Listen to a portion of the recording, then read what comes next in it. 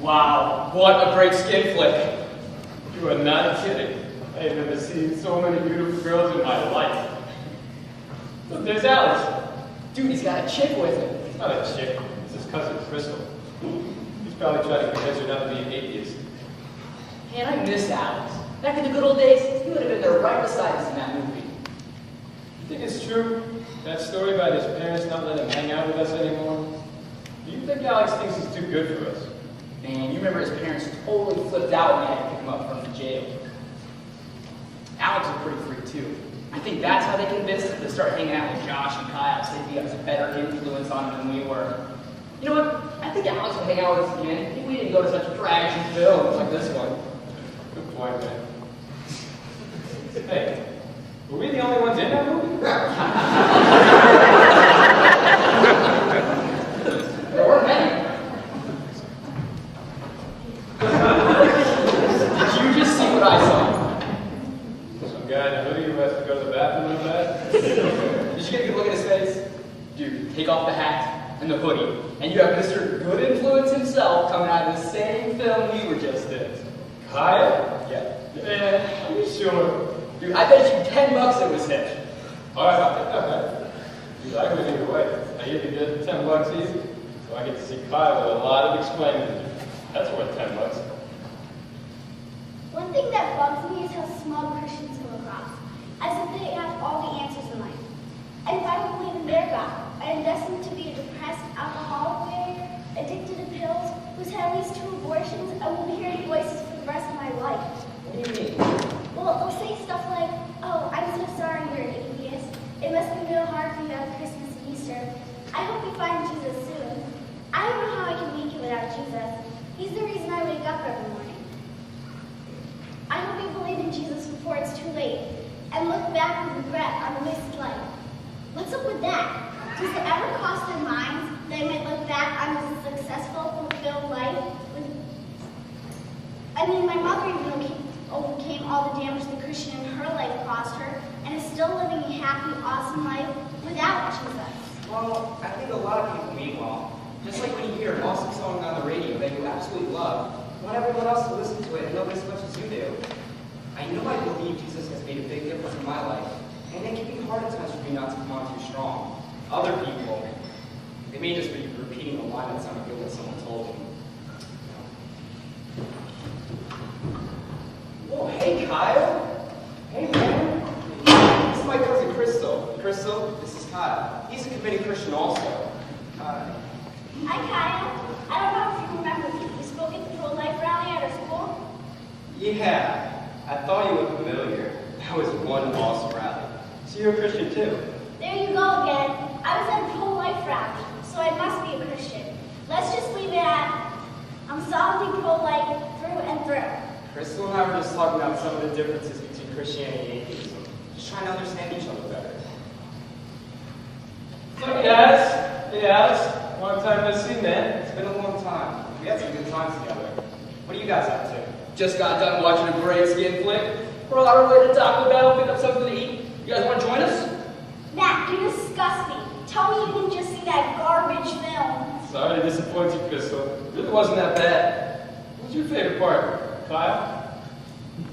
Matt, that isn't funny. Most people wouldn't be caught dead in a movie like that. I don't know about that. The blonde nurse Ginger was my favorite. Which was your favorite, Kyle? Enough! You guys are sick! Why don't you ask Kyle why he's holding such a thick hoodie on a hot day like this? No, it's true. I was in the movie. I'm so sorry. I don't know what I was thinking. And you were wearing a hoodie so people couldn't tell a Christian leader would sing to such disgust? Congratulations, you just became my grandfather. Thanks for giving us atheists another reason not to buy into the Jesus changed my life lie.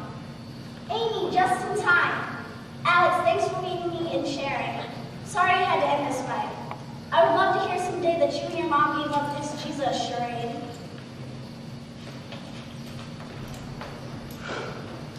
Well, we'll catch you guys later. Well, Kyle, we're going to see another skin flick in Beacon on Friday. Let us know if you want to join us. We could all wear disguises. I'll go as Batman. You can go as Robin.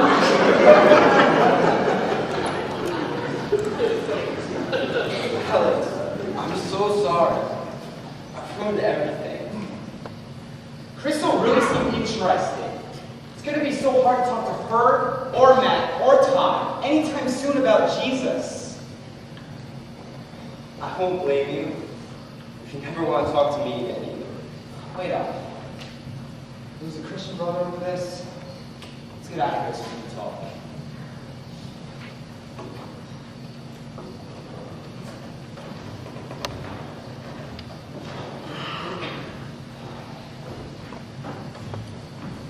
Hey, Alex. What do you think? Well, wait, not gonna wait. Yes, usually.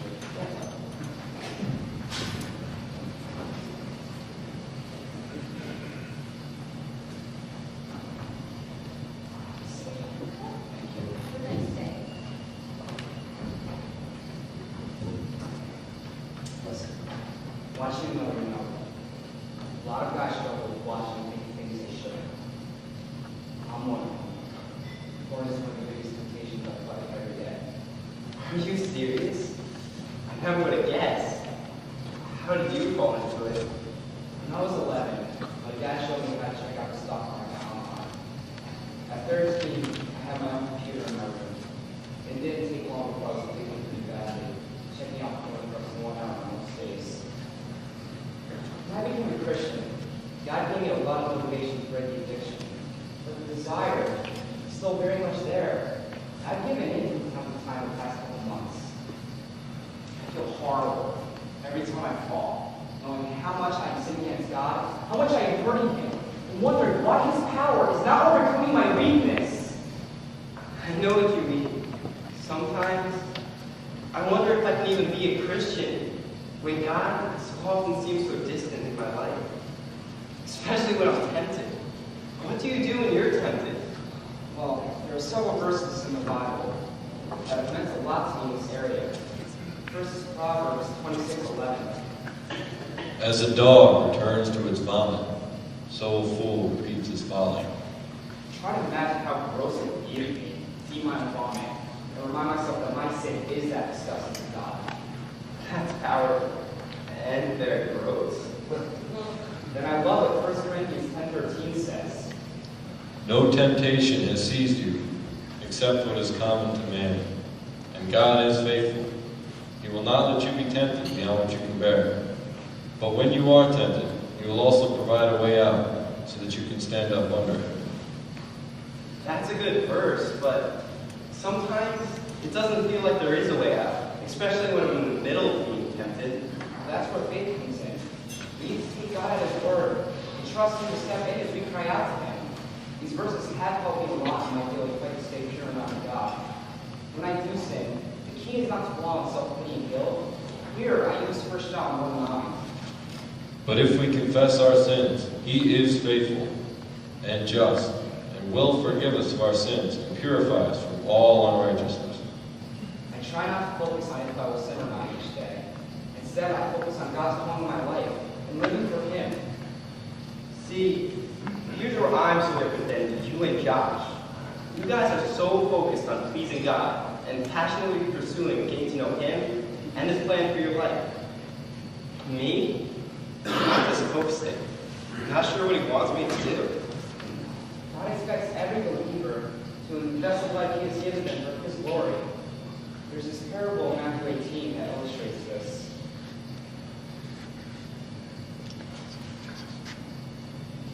Kingdom of heaven is like a man going on a journey who called the servants and entrusted his property to them. To one man he gave 5 talents of money, to another 2 talents, and to another 1 talent, each according to his own ability. Then he went on his journey.